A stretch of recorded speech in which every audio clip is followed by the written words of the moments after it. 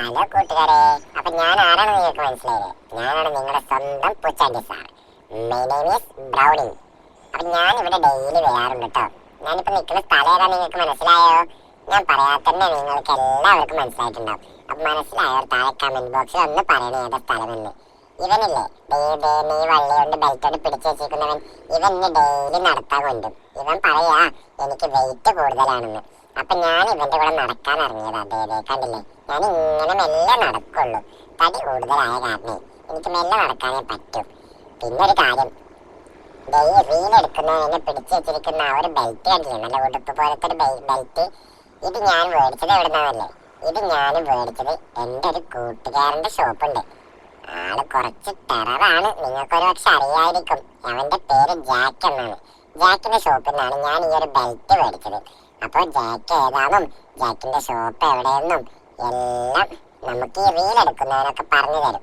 അല്ലെങ്കിൽ ഒരു പക്ഷെ അവസാനത്ത് ഞാൻ തന്നെ പറഞ്ഞു തരാം.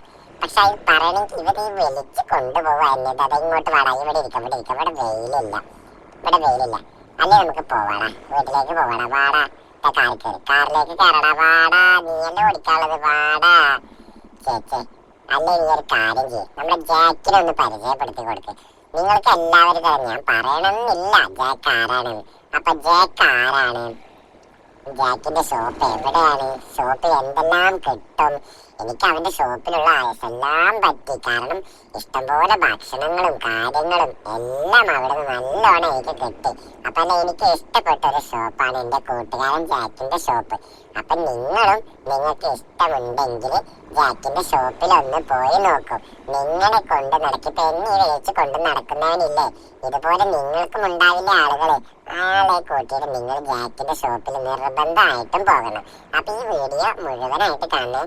വീഡിയോന്റെ അവസാനത്തില് ഞാൻ എന്റെ പ്രിയ സുഹൃത്ത് ജാക്കിനെയും ജാക്കിന്റെ ഷോപ്പും എല്ലാം നിങ്ങൾക്ക് ഞാൻ കാണിച്ചു തരുന്നതായിരിക്കും കേട്ടോ.